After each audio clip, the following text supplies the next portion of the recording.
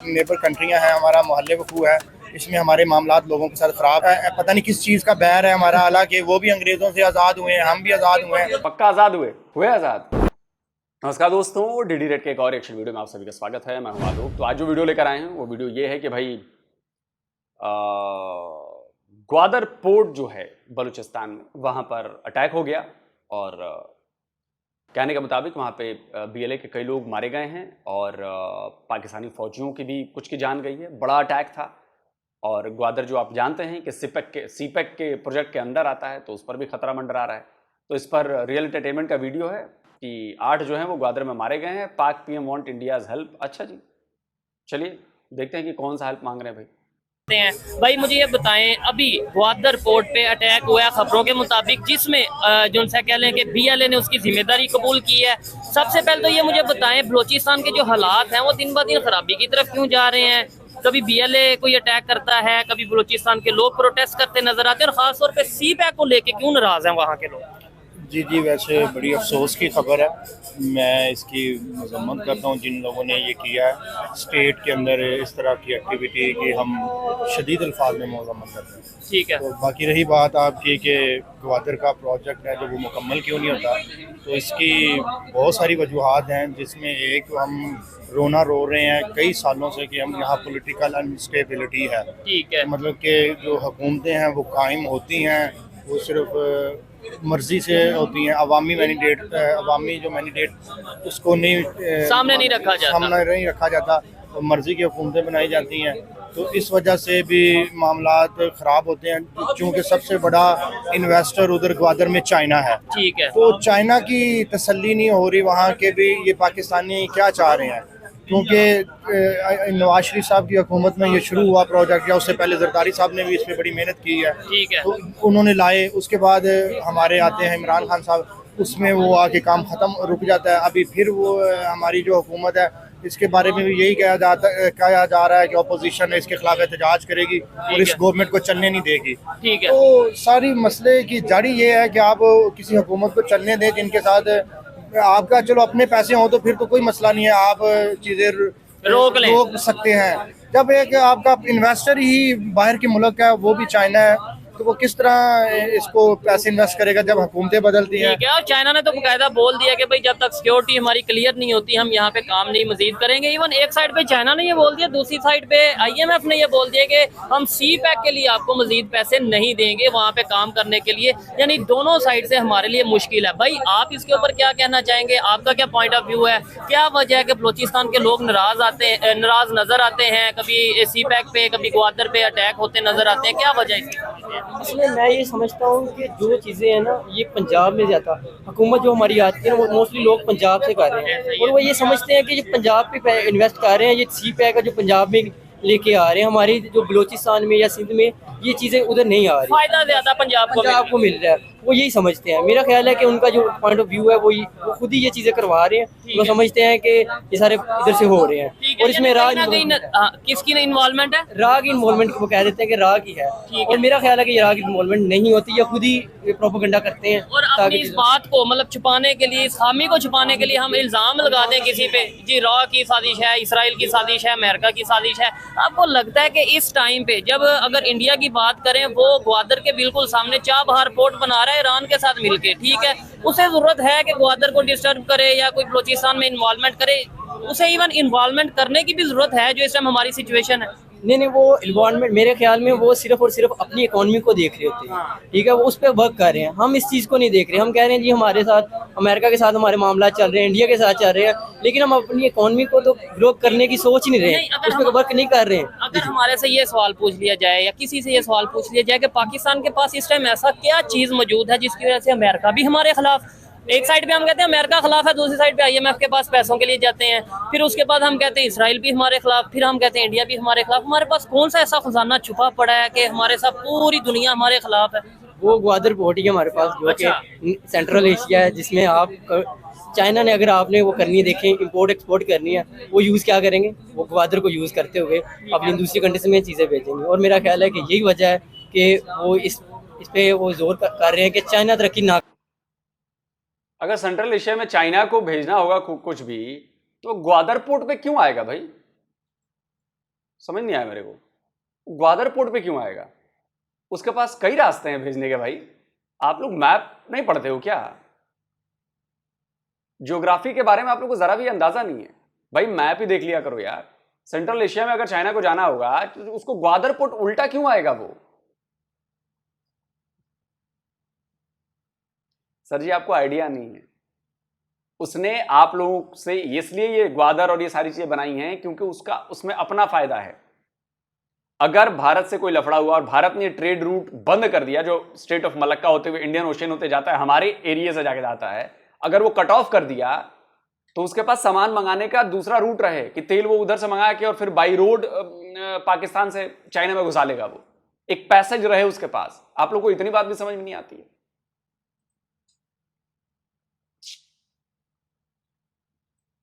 कि ना कर सके। ठीक है। आपको लगता है कि पाकिस्तान में इस टाइम प्रॉपर डेमोक्रेसी है? क्योंकि अभी साउथ कोरिया में डेमोक्रेसी समिट हुआ है जिसमें पाकिस्तान को खबरों के मुताबिक इनवाइट ही नहीं किया। पहले भी 2 बार हुआ, उसमें पाकिस्तान नहीं गया। इवन इंडिया के जो फॉरेन मिनिस्टर हैं उधर उन्होंने जो सा एक मैसेज प्रॉपर वीडियो कॉल के थ्रू उन्होंने मैसेज दिया और उन्होंने अपनी डेमोक्रेसी की, उन्होंने अपने कल्चर की प्रॉपर जो सा उन्होंने बताया है। लेकिन पाकिस्तान को अगर इन्वाइट नहीं किया गया तो ये हमारे लिए सोचने वाली बात है या नहीं? जी बिल्कुल, ये चीज़ें जब देखें आप किसी के साथ कोई फॉरेन पीसी पे अपने काम कर रहे होते हैं ना, वो ये चीज़ मेन पे ये बिल्कुल चीज़ अफेक्ट कर रही होती है कि आप रिलेशन दूसरे कंट्री के साथ कैसे काम कर रहे हैं। अगर आपको नहीं बुलाया, इसकी रीज़न क्या है? मेरे ख्याल से रीज़न यही है कि चाइना और अमेरिका की जो वार चल रही है ना, उसमें पाकिस्तान इम्पैक्ट हो रहा है। पाकिस्तान उसमें नुकसान पाकिस्तान को हो रहा है। ठीक है, नहीं, चाइना और अमेरिका की वार चल रही है। पाकिस्तान अगर लेट्स सपोज उसमें उसको नुकसान उठाना पड़ रहा है। इंडिया भी तो नेबर है चाइना के साथ, उसके रिलेशन उस तरीके से बेहतर नहीं है, लेकिन वो उनके साथ भी बिजनेस कर रहा है और यूएस के साथ भी बिजनेस कर रहा है। वो क्यों नहीं इफेक्ट हो? देखिए जी, चाइना ने ना हर कोई भी कंट्रीज है ना, उसने अपनी इकोनॉमी को बेहतर करना होता है, ठीक है। वो अगर फ्रंट एंड पे आपको दिखा रहे हैं कि वार चल रही है, लेकिन बैक एंड पे क्या है, इकोनॉमी उनको ना अपनी ग्रोथ को अच्छी करनी है, उनको पहुंचाना नहीं चाहते होते। इंडिया भी यही काम कर रहा है, लेकिन हम अपनी इकोनॉमी पे वर्क ही नहीं कर रहे। मेन चीज ये है। बिल्कुल, मैं इस चीज से एग्री करता हूँ कि भाई हमें अपनी इकोनॉमी को सबसे पहले देखना। अच्छा, मुझे ये बताएं आप इसके ऊपर क्या कहना चाहेंगे? डेमोक्रेसी है पाकिस्तान में, और दूसरे नंबर पे क्या वजह है? नेबर हो चाहे इंडिया नेबर हो, चाहे अफगानिस्तान नेबर हो, चाहे ईरान, इवन मैं कहता हूँ नेबर हो चाहे चाइना, हमारे सब के साथ उस तरीके से रिलेशन बेहतर क्यों नहीं? हाँ, मैं पहली आपके सवाल का जवाब कि पाकिस्तान में डेमोक्रेसी है, मैं इस पे यकीन रखता हूँ। जैसे भी लूली लंगड़ी है, टूटी फूटी है, नहीं वो तो डॉक्यूमेंट्स में तो डेफिनेटली है, वो तो एक डेमोक्रेटिक कंट्री है, लेकिन प्रॉपर अगर डेमोक्रेसी को डिफाइन किया जाए कि लोगों की गवर्नमेंट, लोगों के लिए गवर्नमेंट, वो है। जी, मैं इस बात पे भी यकीन रखता हूँ कि डॉक्यूमेंट नहीं, मैं कहता हूँ इलेक्शन हुआ है 8 मई को हुआ है, आपने वोट कास्ट किया, मैंने वोट कास्ट किया, उसके बाद हमें सारी चीज़ें हकूक हासिल हैं। इसमें तो होता है हर, आप अमेरिका में लोग। अरे चलो भाई साहब, इतना झूठ क्यों बोलते हो? आप अपने दिल पर हाथ रखकर पूछो कि जिसको आपने वोट कास्ट किया, जिस पार्टी के लिए आपने वोट दिया, क्या वो पार्टी इस समय पाकिस्तान पर राज कर रही है? क्या वो बंदा जिसके लिए आपने वोट किया, क्या वो बंदा इस समय पाकिस्तान का पीएम है? दिल पर हाथ रख के पूछना और इस सवाल का जवाब अपने आप को दीजिएगा। आप डिफेंड मत करिए कि डेमोक्रेसी है। घंटा 2 टके की डेमोक्रेसी नहीं है आपके यहां। आप क्या बात करते हैं यार? डेमोक्रेसी होती तो आज इमरान खान पीएम बने बैठे होते। डेमोक्रेसी होती तो आज ये बवाल न चल रहा होता कि जिसको वोट गए उसको नहीं जिताया गया और जिसको वोट ही नहीं गया उसको जिता के और उसको बना दिया गया पीएम। क्या बात करते हो यार? क्या मुंह दिखाओगे ऊपर इतना झूठ बोलोगे तो, जिसको भी आप मानते हो? आज लड़ रहे होते हैं कि वो जो अमेरिकन ड्रीम है वो अब से पुश डाल लिया, लोगों को तंगियां हैं, लोगों को फंडामेंटल राइट नहीं मिल रहे। तो इस हद तक तो हर मुल्क में ये मामला होता है। मैं समझता हूँ पाकिस्तान में भी ये होगा, लेकिन और नेबर के साथ रिलेशन, हाँ, ये हमारा बदकिस्मती है कि हमारे साथ जो नेबर कंट्रियां हैं, हमारा मोहल्ले वफू है, इसमें हमारे मामलात लोगों के साथ ख़राब हैं। एक हमारा इंडिया के साथ तो हमने शुरू दिन से ही पता नहीं किस चीज़ का बैर है हमारा, हालांकि वो भी अंग्रेज़ों से आज़ाद हुए हैं, हम भी आज़ाद हुए हैं, तो कोई मसला ही नहीं हमारा तो होना चाहिए था। लेकिन हमारी पक्का आज़ाद हुए आज़ाद। अगर आप तक मेरा ये वीडियो पहुंचे, साबित कर देंगे ना कि आप आज़ाद हुए, तो आप जो कहेंगे वो मैं करूंगा। साबित कर देना आप कि आप आज़ाद हुए। पाकिस्तान आज़ाद हुआ, इसका एक दस्तावेज दिखा दो, ठीक है? हमारी पॉलिसी मेकरों ने उस वक्त बनाते हुए मतलब कि उन्होंने अमेरिका तक के साथ तो अपने तल्लुकात और इसराइल के साथ तो वाज़ह कर लिया कि हम अच्छा, जिनकी गुलामी में हम रहे उनके साथ रिलेशन बेहतर कर लिए और जिनके साथ रहते रहे उनके साथ रिलेशन बेहतर नहीं किए, ये सोचने वाली बात है कि नहीं? मतलब जिनकी अंग्रेजों की गुलामी में रहे, आज कौन सा ऐसा कंट्री है, इंग्लिश कंट्री है, जिनके साथ हमारे रिलेशन, मतलब हम कहते हैं कि वो हमारा दुश्मन है, कौन सा कंट्री है? हाँ, ये बिल्कुल आपकी सही बात और है। इंडिया को हम कह देते हैं दुश्मन है। हाँ, आपकी बिल्कुल बात ये सही है कि हमने वो जो 7 समंदर पार लोगों के साथ हमारे रिलेशन ठीक हैं और जिनके साथ हमारा कोई लेन देन हो सकता था, जिनके साथ हमारी ट्रेड हो सकती थी, जुबान मिलती है, जुबान मिलती है, जहाँ ज़मीनें हैं, जो हमारे मौसम है, हमारा कल्चर एक है। बल्कि हमें तो वही मैं बात कहता हूँ कि हम अंग्रेजों से ज़्यादा हुए आपस में हमारी क्या लड़ाई है। ठीक है, तो यहाँ पे नहीं हो रहे क्या, शादियों पे इवेंट्स पे डांस नहीं होते? चले रिहाना को भी छोड़ते हैं, मुझे ये बताएं, बिल गेट्स भी वहाँ पे मौजूद थे, क्या बिल गेट्स यहाँ पे आके रोड के ऊपर या मार्क जुकरबर्ग रोड के ऊपर ऐसे अपना चल सकते हैं, एंजॉय कर सकते हैं, जैसे उन्होंने एक डोली चाय वाले के साथ वीडियो भी बनाई? नहीं हो सकता है। उन्हें बिल गेट्स ने हमारी वो लड़की जो थी अरफा करीम, उनको भी बुलाया था शायद, मुझे नहीं पता वो उनके लिए खातर आए थे या कहीं उनकी मुलाकात हुई थी, लेकिन वो आ सकते हैं। उनके बिल गेट्स के बड़े चैरिटी के जो प्रोग्राम हैं वो यहाँ पे हो रहे हैं, वो तो पूरी दुनिया में हो रहे हैं। हम थर्ड वर्ल्ड की दुनिया ही तो उससे मुस्तफीज हो रही है। तो बिल गेट्स इस तरह मुलाकात हमारे ऑफिशियल से कर सकते हैं, वो आ सकते हैं। ठीक है, चले मुझे लास्ट में ये बता दें कि अफगानिस्तान के साथ रिलेशन कैसे बेहतर हो सकते हैं, हो भी सकते हैं या नहीं, ईरान के साथ कैसे हो सकते हैं, इंडिया के साथ कैसे रिलेशन बेहतर हो सकते हैं, और चाइना भी हमें अभी इस टाइम नाराज नजर आ रहा है सबके साथ, क्या फिर ये ऐसा ही होगा कि या तो चाइना को मना लो या इंडिया को मना लो या अफगानिस्तान को मना लो या ईरान को, यानी एक के साथ रहेंगे? वैसे आपने बड़ी ठीक बात की है कि ये बातें हमें सोचनी चाहिए थी कि हम अपने आप को किस तरह बेहतर करें, लेकिन अब हमारे ऊपर बाहर के मुल्कों की डिमांड है कि भाई आप अपने आप को खुद ठीक कर लें, हम आपके साथ चलना चाहते हैं, आप अपने ये देखिए, चलो इस्लामिक कंट्रीज ये कह रहे हैं। हाँ, मतलब कि वो हमें हर बात पे जेस्चर दे रहे हैं, खुदा का खौफ करें कि अब आप अपने आप को ठीक कर लें। आपको मतलब कि ये आप और मैंने सोच लिया ना कि हमारे साथ वो फलाना नाराज है, तो हमारी हुकूमतों को ये क्यों नहीं समझ आ रही कि हमारे मतलब कि इस्लामिक कंट्रीज जो हैं, अभी इंडिया तो हमने पहले दिन से दुश्मन मान लिया, अफगानिस्तान हमारे अभी अगेंस्ट हो गया, जिनको हमने हुकूमत अभी हम पे इल्ज़ाम भी अमेरिका का कि आप लोगों ने जो तालिबान को हुकूमत दिलाई है। ईरान हमारे साथ वो गैस पाइपलाइन देना चाह रहा था, वो इस्लामिक कंट्री है, उसके साथ हमारी नाराजगी हो रही है। तो ये सोचने वाली बात है, चाइना जो आयरन फ्रेंड है वो भी नहीं काम कर रहा। हाँ, तो हमें अभी लोग कहने लगे कि खुदा का करे, हम आपके साथ चलना चाहते हैं, आप क्यों नहीं हमारे साथ चल रहे हैं? ठीक है, आप लास्ट में इस हवाले से क्या कहना चाहेंगे? मैंने इनकी बात से एग्री करता हूँ कि भाई दुनिया जो हमें बताया जाता है, हमें ये बताया जाता है कि भाई पूरी दुनिया हमारे खिलाफ है, लेकिन मेरे ख्याल से दुनिया का कोई भी कंट्री हमारे खिलाफ नहीं, अगर होगा भी लेकिन उससे ज्यादा हमारे खिलाफ या हमारे अगेंस्ट काम नहीं करता होगा जितने हम खुद करते हैं। हम यहाँ पे कोई भी इशू होगा या तो उसको मजहब के साथ अटैच करके ब्लास्फेमी और बहुत कुछ चीजों की तरफ ले जाएंगे। यहाँ पे अगर चाइना के साथ रिलेशन बेहतर होने लगेंगे तो कोई तंजीम उठ के कहेगी कि नहीं बेहतर करने। इंडिया के साथ तो मैं ओपनली कहता हूँ, आज अगर पाकिस्तान की गवर्नमेंट ऐलान कर दे कि भाई हम अपने रिलेशन बेहतर करना चाहते हैं, ट्रेड करना चाहते हैं, इधर प्रोटेस्ट हो जाएंगे, मजहबी जमातें प्रोटेस्ट शुरू कर देंगी। आपको लगता है कि ये लॉजिकल चीजें हैं? नहीं, खैर इतना प्रोटेस्ट नहीं करेंगे, ये स्टेट पॉलिसी है। वो कश्मीर की वजह से इन्होंने ज्यादा सख्त स्टांस ले लिया। हमारे उनके साथ रिलेशन रहे, हमारी उनके साथ ट्रेड रही है। ये 2019 से ज्यादा मामलात वॉर्स हुए हैं, इसमें हम सोच रहे हैं, लेकिन अब अच्छा, मुझे लगता है ऐसा, पता नहीं ऐसा हुआ होगा कि नहीं होगा, लेकिन मुझे लगता है ना कि भारत ने बड़ी कूटनीतिक चालों के जरिए पाकिस्तान को कश्मीर वाले मामले पर फंसा दिया। पाकिस्तान से हमने वही कराया जो हम कराना चाहते थे। हमने एक चाल सोची कि हम 370 हटाएंगे, फिर हमने सोचा कि 370 हटाएंगे, 35 से हटाएंगे तो पाकिस्तान का रिएक्शन क्या होगा। तो 2-3 ऑप्शंस होंगे कि भाई ये कर सकता है, ये कर सकता है, ये कर सकता है, ये कर सकता है। फिर उन ऑप्शंस के बारे में सोचा गया होगा, अगर ये करेगा तो हमारा रिएक्शन क्या होगा, ये करेगा तो हमारा रिएक्शन क्या होगा, ये करेगा तो हमारा रिएक्शन क्या होगा। ये सब प्लान करके, और इमरान खान फंस गए बेचारे, क्योंकि उनकी फौज अटैक कर नहीं सकती। पाकिस्तान करके देख लिया है, अभी दम नहीं है आपके उसमें कि आप कर पाए। इकोनॉमी ऑलरेडी खराब है। तो हमने सारी सिचुएशन कैलकुलेट की कि देखो पाकिस्तान की इकोनॉमी खराब है, पाकिस्तान में सेना और इमरान के बीच ठीक नहीं चल रहा, पॉलिटिकल उठापटक मची हुई है, बाजवा भी ढिलमिल है, पैसे हैं नहीं।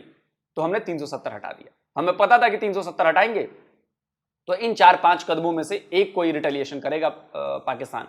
तो उसने किया, जो हम सारे संबंध बंद करते हैं। भारत ये चाहता था कि बंद करे जल्दी, हमने बंद कर दिया, क्योंकि हम ये पता था कि अगर उसने ट्रेड बंद की अगर पाकिस्तान ने, तो इसके रिपरकशन क्या होंगे।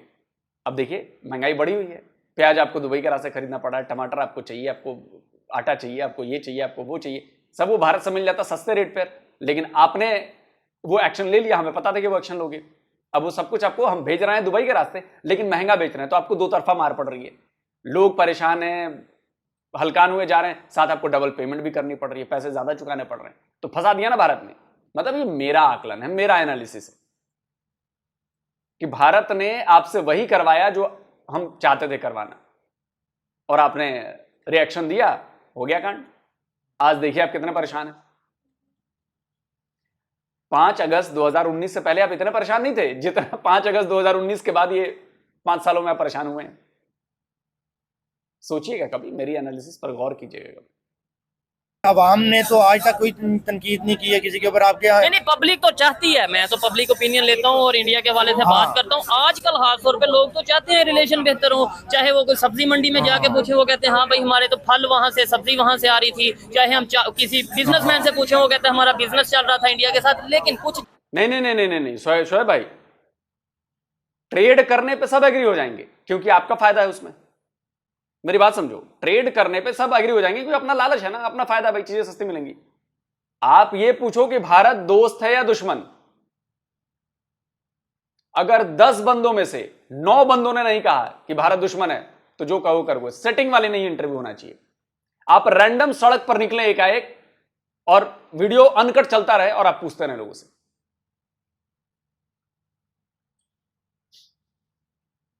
तब बात असली समझ में आएगी। सर ट्रेड तो आपका फायदा है, इसलिए सब हाँ हाँ कर देंगे। कुछ जमातें, कुछ ग्रोह ऐसे हैं मेरे ख्याल से जो नहीं चाहते। आप लास्ट में क्या कहना चाहेंगे ये इसी हवाले से? मैं यही कहूँगा कि पहले ना हमारे कंट्री में पॉलिटिकल स्टेबिलिटी होनी चाहिए सबसे पहली बात। फिर आप उनको हुकूमत चलने दें, मौका दें, जितना उनका टेन्योर है 5 ईयर उनको कंप्लीट करने दें। जैसे ही वो 5 ईयर कंप्लीट करते हैं ना, उस हिसाब से वो प्लानिंग करेंगे, फिर आप रिलेशन बेहतर कर सकेंगे। लेकिन हम ये करते हैं कि हम अपनी उनके जो टेन्योर को ना पूरा नहीं होने देते। हम कहते हैं 2 साल चलेगी हुकूमत, 3 साल चलेगी, ठीक है, उनकी हुकूमत गिराने में लगे होते हैं। इसकी वजह से मेरा ख्याल रिलेशन पे हम बात नहीं, ऐसे ही है। हम सिर्फ पॉलिटिकल और फिर स्टेबिलिटी। दूसरे कंट्रीज भी ये चीजें देखते हैं ना कि लेट्स सपोज यार ये तो आपस में लड़ते नजर आ रहे हैं, हमने किससे बात करनी है, और वो इसी चीज का मेरा ख्याल फायदा उठाते हैं। और वो निजाम, ये मामला जो आप कह रहे हैं कि इधर हो रहे हैं, वो सारे इसी वजह से। चले ठीक है, ये बात तो हो रही है, लेकिन आपने मुझे बताया था आर्टिफिशियल इंटेलिजेंस के आप स्टूडेंट हैं। सबसे पहले तो मुझे बताएं पाकिस्तान में क्या स्कोप है, और हमारी स्पार्को जो एक मतलब एजेंसी है, क्या वो काम करती नजर आ रही है? हमें आईटी के ऊपर क्या स्कोप नजर आ रहा है, और हमारे जो लोग हैं वो क्या काम कर रहे हैं? जी बिल्कुल, पाकिस्तान में आर्टिफिशियल पे काम हो रहा है, आर्टिफिशियल इंटेलिजेंस पे, ठीक है, ट्रांसफॉर्मेशन हो रही है, बिल्कुल हो रही है। अभी चलिए, मुझे लगता है कि अब पूरी बातचीत हो गई है। अच्छी बात है, पाकिस्तान में अगर एआई के ऊपर काम हो रहा है तो अच्छा है, बढ़िया है, लोग करें, फायदा होगा उसका आने वाले वक्त में। लेकिन जो अब मुद्दा था कि भाई हमला हुआ ग्वादर पर, और ये पहली बार हमला नहीं हुआ है। आप अगर पिछले साल भर से गौर करें तो हमले बढ़े हैं। ये इस बात के संकेत हैं कि पाकिस्तान के भीतर कितनी उथल पुथल मची है, और पाकिस्तान की सरकार और पाकिस्तानी फौज का कंट्रोल जो है वो कमजोर होता जा रहा है। एक तरफ टीटी वाले आपको ठोक रहे हैं, टीटीपी वाले, एक तरफ आपको ये बीएलए वाले जो अपने आप को फ्रीडम फाइटर्स कहते हैं वो ठोक रहे हैं आपको। भाई टीटीपी वाले भी अपने आप को फ्रीडम फाइटर्स कहते हैं, उनको भी अलग वजीरिस्तान चाहिए, इसीलिए तो लड़ाई लड़ रहे हैं ना। बीएलए और बाकी लोग भी अपने आप को फ्रीडम फाइटर्स कहते हैं, उनको भी आज़ादी चाहिए, उनको पाकिस्तान से आज़ादी चाहिए। चलिए, उनका तो समझ में भी आता है क्योंकि पाकिस्तान ने जबरन कब्जा किया था बलूचिस्तान के ऊपर, फौज भेजी, अटैक करवाया, तब जाके कब्जा हुआ उस पर। ये तो डॉक्यूमेंटेड है, कोई इससे इनकार कर नहीं सकता। हम ये देखते हैं कि अगस्त 11, 1947 की जो ट्रीटी है मुस्लिम लीग और कल्लात की रियासत के दरमियान, उसमें मुस्लिम लीग इस बात को एंडोर्स करती है कि आप एक आज़ाद रियासत के तौर पे एग्जिस्ट करेंगे और हम इसको रिकॉग्नाइज़ करते हैं। इसीलिए 15 अगस्त 1947 को रियासत कल्लात अपनी आज़ादी का दिन मनाती है। आगे बढ़ के अक्टूबर 1947 की अगर बात की जाए तो खान कल्लात कराची का विज़िट करते हैं, बलोच कम्युनिटी वहाँ पे उनको वेलकम करती है बड़े नंबर में, लेकिन कोई डेलीगेशन पाकिस्तान का मौजूद नहीं होता। उससे उनको लगता है कि शायद ऑफिशियली मुझे रिकॉग्नाइज़ नहीं कर रहे कि मैं एक आज़ाद रियासत का सरबराह हूँ।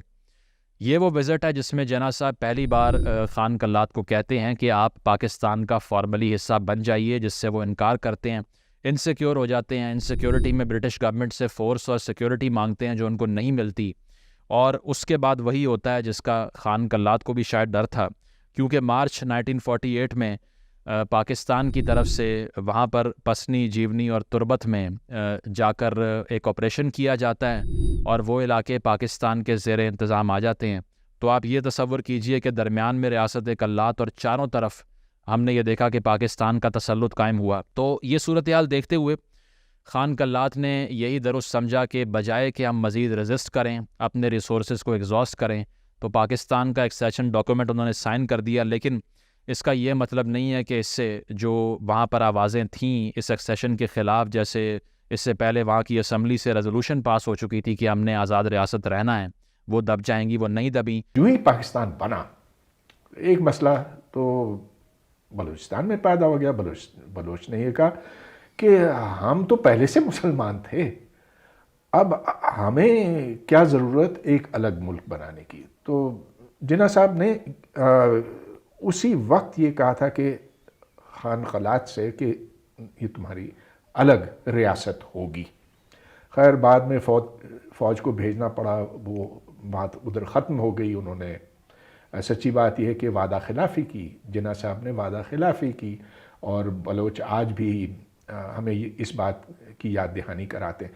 तो वो आज़ादी की जंग लड़ रहे हैं, इनमें धीरे धीरे तेजी आ रही है। क्यों आ रही है? चलिए आप कहते हैं कि जी भारत इसमें ये करता है, वो करता है। एक तो आप लोग सबूत नहीं दे पाते, आप लोग कहीं इंटरनेशनल फोरम पर जाकर हमें बेनकाब नहीं कर पाते। अगर आपको इतना ही शोर है, आपके पास सबूत हैं, तो आप हमें बेनकाब क्यों नहीं करते हैं? इंटरनेशनल फोरम पर आप हमें नंगा क्यों नहीं कर देते कि देखो ये लोग हमारे यहां ऐसा कर रहे हैं? हम तो करते रहते हैं। हमने किया, तभी तो इस बार हमने अब्दुल रहमान मक्की को यूएन डेजिग्नेटेड टेररिस्ट कराया। अभी कुछ महीनों पहले की बात है सर। तो करने से होता है, सबूत होने से होता है। हमारे पास सबूत है, पुख्ता सबूत है, जिनसे कोई इनकार नहीं कर सकता। चाइना भी उसमें हट गया पीछे। चाइना बचा रहा था मक्की को, लेकिन फिर लगा कि नहीं यार अब मैं फंस जाऊंगा, अब नहीं कर सकता मैं, तो चाइना ने भी हट गया। वो तो यूएन डेजिग्नेटेड टेररिस्ट हो गया अब्दुल रहमान मक्की। आप हमें क्यों नहीं करवा रहे, या आप हमारे यहां के लोगों को टेररिस्ट घोषित क्यों नहीं करवा रहे, जो अगर आपको सबूत मिल रहे हैं तो? कुलभूषण जाधव तक को तो आज आप तक कुछ कर नहीं पाए, क्योंकि उस पर भी झूठा प्रोपेगेंडा वाला केस आपने बना रखा हुआ है, साबित नहीं कर पाए आप अभी तक। तो ये समझने वाली बात है, और अगर आप नहीं समझेंगे तो मुश्किल होगी। देखिए सिंपल सा फंडा है, अगर आप भारत के खिलाफ गड्ढा खोदेंगे तो आपके लिए भी गड्ढा खुद रहा है सर, और उस गड्ढे में गिर रहे हैं आप 76 ईयर्स में देख लीजिए, आपने भारत के खिलाफ जितने काम किए हैं उसके बदले में आपको क्या मिला है? भुखमरी, खराब इकॉनमी, पैसे के लिए तरसते लोग, इंडस्ट्रीज की कमी। आप कहते हैं चाइना आपका दोस्त है, चाइना आपका दोस्त है। चाइना आपके यहां आके कोई बड़ी फैक्ट्रीज, मैन्युफैक्चरिंग फैक्ट्रीज क्यों नहीं लगाता? चाइना में 100 से ज्यादा ऑटोमोबाइल की वो हैं, ब्रांड्स हैं, उनकी फैक्ट्रीज वो आपके यहां क्यों नहीं लगवा देता? आपके यहां लोगों को रोजगार मिलेगा, बिजनेस बढ़ेगा, आपके यहां से चीजें एक्सपोर्ट भी कर सकता है वो, तो पाकिस्तान को भी फायदा होगा। क्यों नहीं करता वो? कभी तो सवाल पूछो अपने आप से कि ऐसा क्यों नहीं है कि एक, मैं क्या कहूं आपसे, अरे एक चाइनीज मोबाइल फोन की फैक्ट्री ही लगा देता। भारत में तो फैक्ट्रीज लगा दी उसने, क्योंकि हमने साफ साफ मना कर दिया कि हम तो तुम्हारा माल बेचेंगे नहीं जो वहां से बन के आएगा। तो मजबूरी में वीवो को, ओप्पो को, सबको यहां पे मैन्युफैक्चरिंग प्लांट्स लगाने पड़े। तो अब इनको यहां पे टैक्स भी देना पड़ेगा, इनको यहां के लोगों को रोजगार भी देना पड़ेगा। आप समझ रहे हैं ना? उसी में फंसे हैं कुछ मामले इधर उधर पैसे की घपलेबाजी में, तो वो भी जा रहे हैं, क्योंकि हमारे पास तो चेक एंड बैलेंस है ना। तो जिन जिन पाकिस्तानियों को ये लगता है कि नहीं नहीं नहीं नहीं यार बलूचिस्तान में कुछ नहीं हो रहा है यार, वजीरिस्तान में कुछ नहीं हो रहा है यार, कुछ नहीं है, कुछ नहीं है, कुछ नहीं है, कुछ नहीं है, तो शुतुरमुर्ग बने रहिए, शुतुरमुर्ग बने रहिए। इतने लोगों की जान जा रही है तब भी आपको इस बात का एहसास नहीं हो रहा है। आपके जवान मारे जा रहे हैं तब भी आपको इस बात का एहसास नहीं। कब जागोगे पाकिस्तानियों? कब? कुछ करो, वरना तुम्हारा मुल्क तो गया। कर लो कुछ, फ्री की मुफ्त की सलाह दे रहा हूं। अब बाकी भारत को कोसना है, कोसते रहो। मेरे कोसने से तुम्हारा तो कुछ होना नहीं है। मैं कहूं कि जो लाहौर मेरा है, मेरा है, मेरा है, तो मेरा तो हो नहीं जाएगा। वैसे ही करते रहो, कश्मीर मेरा है, मेरा है, मेरा है, तो कश्मीर उससे हो नहीं जाएगा। अपने ऊपर ध्यान दो, क्या कर रहे हो 76 ईयर्स में, लेकिन नहीं करोगे तुम लोग, मुझे पता है ना। आप कमेंट करके बताएं। जल्दी मिलते हैं एक और नए वीडियो के साथ। नमस्कार, जय हिंद।